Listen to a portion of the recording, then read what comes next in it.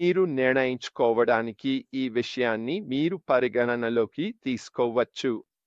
గమనించండి మిత్రులారా, ఉచిత ప్రకటన ఎప్పుడూ ఉత్తమమైన ప్రకటన రూపం. దీనితో నేను ఏమి చెప్పాలనుకుంటున్నాను? బాగుంది ఎప్పుడు ఉత్తమమైన ప్రకటన మూలం ఏదైనా ఉందంటే అది అది మాటల ద్వారా ప్రచారం, అంటే వర్డ్ ఆఫ్ మౌత్. ఇది నంబర్ 1 ఉత్తమమైన ప్రకటన రూపం. ఎందుకు? ఎందుకంటే సాధారణంగా ఎవరో మీకు ఏదైనా గురించి చెబుతుంటే అది మీకు తెలిసిన నమ్మకమైన వ్యక్తి అయి ఉంటారు. ఆ వ్యక్తి చెప్పే విషయాన్ని మీరు పరిగణనలోకి తీసుకుంటారు. అది కలిగి ఉండటం మంచి సంబంధం. నేను ఎప్పుడూ 2 ఉదాహరణలు ఇస్తాను. ఎవరో సినిమా థియేటర్లో మంచి సినిమా చూసినప్పుడు వారు మొదట చేసే పని ఏమిటి? వారు చాలా మందికి చెబుతారు, అయ్యో, ఆ సినిమా చూడాల్సిందే తెలుసా అని ప్రచారం చేసినదే. ఇది అలా ఉంటుంది. వెళ్ళి చూడండి. నిజంగా బాగుంది. మరొకటి ఏమిటంటే, మీరు కొత్త రెస్టారెంట్, కొత్త పబ్ లేదా కొత్త ప్రదేశంలో మంచి భోజనం చేసినప్పుడు మీరు నిజంగా ఆనందించారంటే మీరు అందరితో ఏమి మాట్లాడతారు? అవును, ఆ ప్రదేశంలో అద్భుతమైన భోజనం చేశాను. మేము తిన్నది, సర్వీస్, వాతావరణం చాలా బాగున్నాయి. సరే, నా అభిప్రాయంలో మాటల ద్వారా ప్రచారం చేయడం అంటే వర్డ్ ఆఫ్ మౌత్. అది ఉత్తమమైన ప్రకటన రూపం. మీరు ఏదికి డబ్బు చెల్లించాల్సిన అవసరం లేదు. కానీ ప్రజలు వారు మాట్లాడుతున్న విషయానికి చాలా ఉత్సాహంగా ఉంటారు. అర్థమవుతోంది కదా? మీరు ప్రజలను మీ ఉత్పత్తులు, సేవలు, మీరు లేదా మీ వెబ్సైట్ గురించి మాట్లాడించగలిగితే, లేదా మాటల ద్వారా ప్రచారం జరిగితే, అది నిజంగా మీకు ఆన్లైన్లో విజయవంతంగా ఉండటానికి సహాయపడుతుంది. మీరు అది చేయలేకపోతే, అప్పుడు మనం చెల్లించాల్సిన ప్రకటనలు అంటే ఏమిటో చూడటం ప్రారంభిస్తాం. అందువల్ల ఇప్పుడు మనం చేయబోయేది ఏమిటంటే, నా స్క్రీన్ను పంచుకోబోతున్నాను. తర్వాత మనం ముందుకు సాగిపోతాం. మనం ఇప్పుడు వివిధ రకాల చెల్లించాల్సిన ప్రకటనలను పరిశీలించడం ప్రారంభించబోతున్నాం. సరే, ఇప్పుడు మొదలు పెడదాం. అయితే చెల్లించాల్సిన ప్రకటనలు అనేవి వ్యాపారాలు తమ ఉత్పత్తులు లేదా సేవలను ప్రచారం చేయడానికి డబ్బు ఖర్చు చేసే పలు విధానాలను కలిగి ఉంటాయి. ఈ విధానాల్లో search engine marketing, SEM, social media ప్రకటనలు, display advertising, video advertising, native advertising మరియు రీటార్గెటింగ్ ఉన్నాయి. ఈ ప్రతి వ్యూహం వేర్వేరు ప్లాట్ఫారంలు, ఫార్మాట్లను ఉపయోగించి నిర్దిష్ట లక్ష్య ప్రేక్షకులను చేరుకుంటుంది. ట్రాఫిక్ను పెంచడం, లీడ్స్ను సృష్టించడం, అమ్మకాలను పెంచడం లక్ష్యంగా పెట్టుకుంటుంది. అందుకే మనం ఈరోజు మాట్లాడబోయే విషయాలపై ఇది ఒక సమగ్ర అవలోకనం. ఈ వాటిలో ఏదైనా మీరు ఉపయోగించాలా లేదా వద్దా అనేది మీ నిర్ణయం, లేదా ఏది ఉపయోగించకపోవచ్చు, ఎంపిక మీదే. కానీ నేను ఈరోజు మీకు అందించబోయేది మీరు ఉపయోగించుకోగలిగే అవకాశాల గురించి ఒక జ్ఞానాన్ని ఇవ్వడమే. స్పష్టంగా ఇక్కడ లేనిది ఏదైనా ఉంటే అది మార్కెటింగ్. ఇది మనం విస్తృతంగా చర్చించబోతున్న విషయం. అలాగే మార్కెటింగ్ ఎలా పనిచేస్తుంది, ఎలా అభివృద్ధి చెందుతుంది అనే విషయాన్ని మరింత లోతుగా తెలుసుకోబోతున్నా.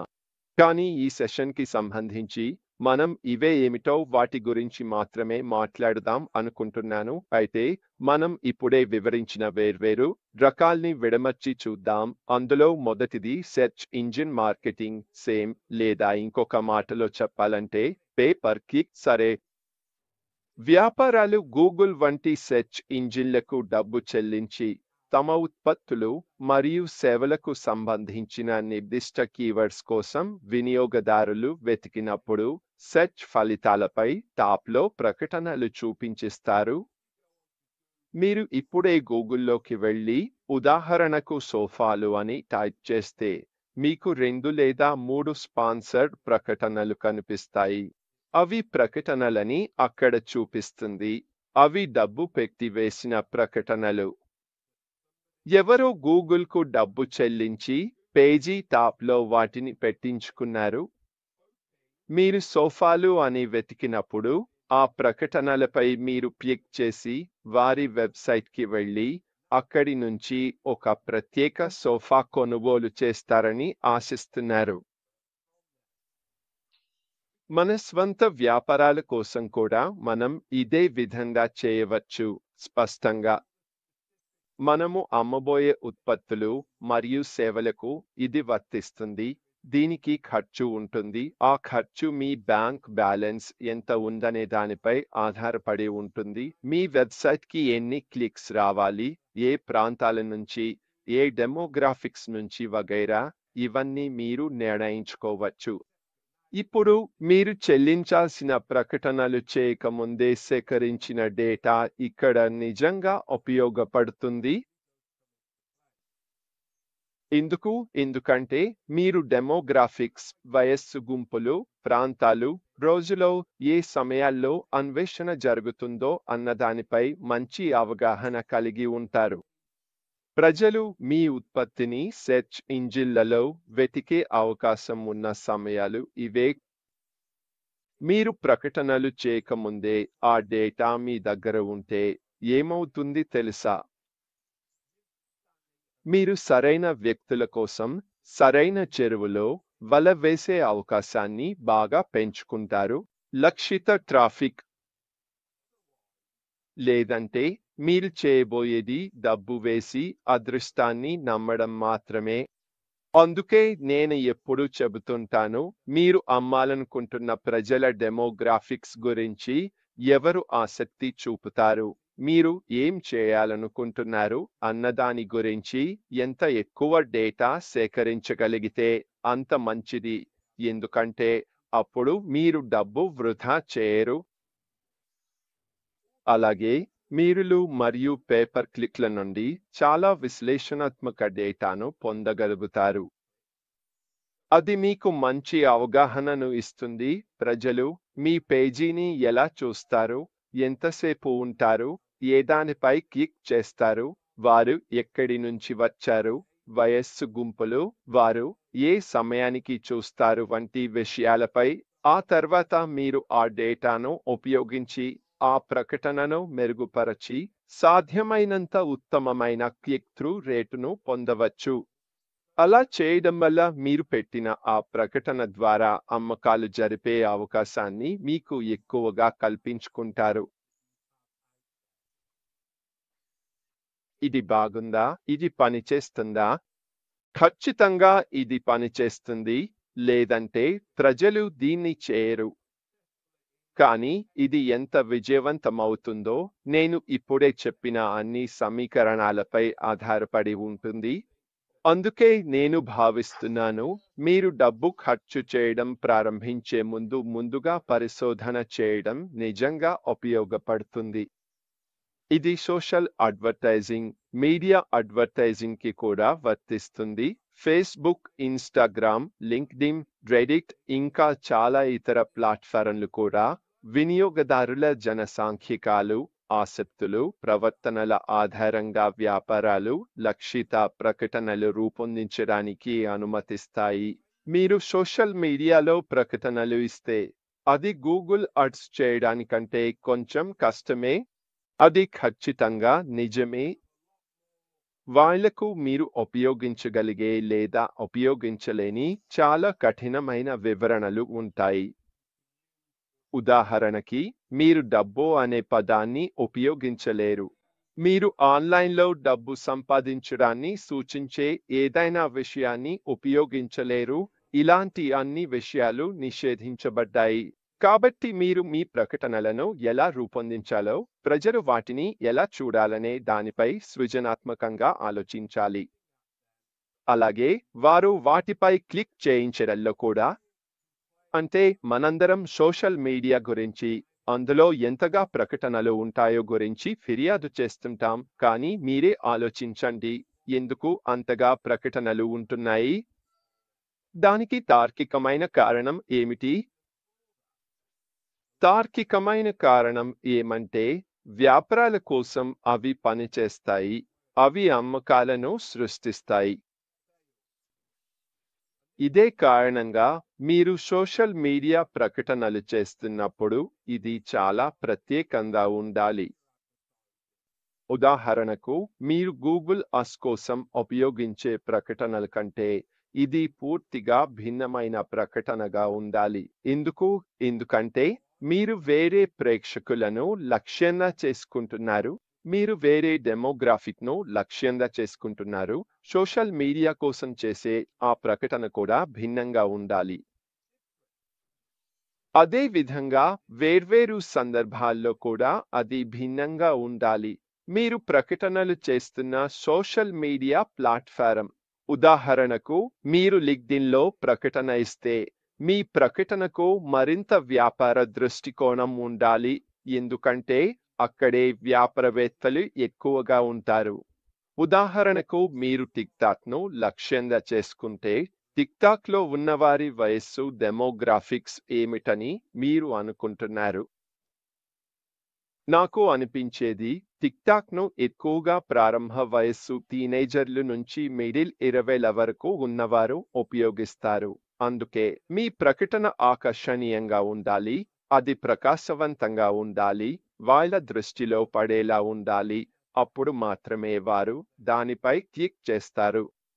ఎందుకంటే అదే వయస్సు గల ప్రజల డెమోగ్రాఫిక్స్. ఉదాహరణకు, మీరు ఇన్స్టాగ్రామ్ మరియు ఫేస్బుక్లోని వారిని లక్ష్యంగా చేసుకుంటే మీరు మీ లక్ష్య డెమోగ్రాఫిక్స్కు ప్రకటనను మరింత కుదించవచ్చు. ఎందుకంటే అది ఒక భారీ ప్రేక్షకులు ఉన్న వేదిక. మీరు మిలియన్లలో ఉన్నారు, ఇప్పుడు అయితే బిలియన్ల వరకు కూడా ఉండొచ్చు, ఎందుకంటే ఫేస్బుక్లో ఖాతాలు ఉన్నవారు అంతగా ఉన్నారు. అలా చేయడం వల్ల మీరు మీ ప్రకటనకు వచ్చే టార్గెట్ ట్రాఫిక్ను మీరు సాధించాలనుకుంటున్న లక్ష్యానికి చాలా స్పష్టంగా మార్చుకోవచ్చు. ఇలాంటి విషయాలు మీకు మంచి లాభాలను ఇస్తాయి. అవి మీ డబ్బును కూడా ఆదా చేస్తాయి. కానీ ఎప్పటిలాగే మీరు సోషల్ మీడియా ప్రకటనలు చేయబోతే ఊహించండి ఏమవుతుంది. ఆ ప్రకటన ద్వారా మీరు పొందే విశ్లేషణాత్మక డేటాను ఉపయోగించండి మరియు మీరు అమ్ముతుందని అనుకునే దానికంటే నిజంగా అమ్ముడయ్యేలా మీ ప్రకటనను మార్చుకోండి. కస్టమర్లు వారు ఏమి కోరుకుంటున్నారో నిర్ణయిస్తారు. మీ ప్రకటన పనిచేయకపోతే మీరు ఏమి చేయాలో ఊహించగలరా? మీరు దాన్ని మార్చాలి, మీరు దానితో ఆడుకోవాలి. మీరు రోజులో వేర్వేరు సమయాల్లో వయస్సు వారికి ప్రపంచంలోని ప్రాంతాల్లో ప్రయత్నించాలి. ఇలాంటి విషయాలన్నీ మీరు కష్టంగా నేర్చుకుంటారు.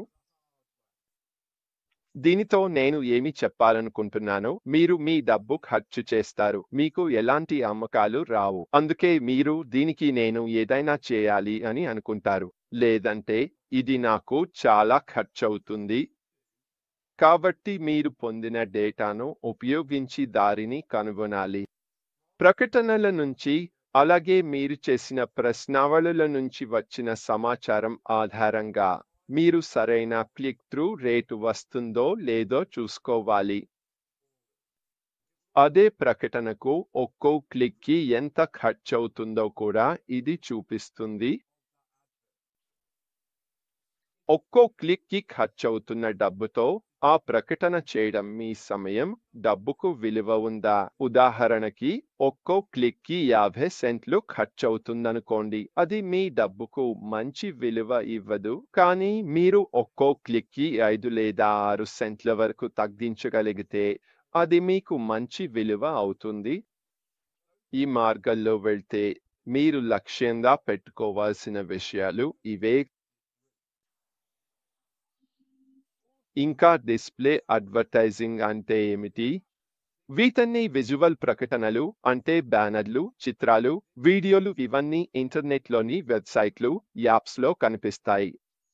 మీకు గుర్తుంటే మన వెబ్సైట్ పేజీలపై వ్యాపారాలు ఇలా చేయడానికి ఒక బటన్ క్లిక్ చేయగలమని చెప్పారు. ఇవి సాధారణంగా పైన టిక్కర్లా లేదా కుడివైపు లేదా కింద ప్రకటనలుగా ఉంటాయి. మీరు సాధారణంగా వాటిని తొలగించడానికి బయటకు వెళ్ళి క్లిక్ చేయాల్సి వస్తుంది. మీరు ఎన్ని వెబ్సైట్లలోకి వెళ్తారో అక్కడ ప్రకటనలు అంతటా ఉంటాయి. వాటిని తొలగించడానికి Xboxను క్లిక్ చేయాల్సి వస్తుంది. ఇదే ఆ విషయం. ఇది డిస్ప్లే అడ్వర్టైజింగ్. ఇందులో వారు వివిధ కంపెనీలను సంప్రదించి నేను నా లోగోను మీపై పెట్టుకోవచ్చా అని అడుగుతారు. నేను నా వస్తువును దీనిపై పెట్టుకోవచ్చా అని అడుగుతారు. వారు అవును మీరు పెట్టుకోవచ్చు అని చెప్పారు. దీనికి ఇంత ఖర్చు అవుతుంది. అప్పుడు వారు తమ వెబ్సైట్లపై దాన్ని పెడతారు. ఇది పనిచేస్తుందా? మళ్ళీ లాజిక్కి తిరిగి వెళ్ళండి. ఖచ్చితంగా ఇది పనిచేస్తుంది. లేదంటే కంపెనీలు ఇలా చేయేవి కావు. వారు ఉపయోగిస్తున్నది చాలా ట్రాఫిక్ ఉన్న ప్రముఖ వెబ్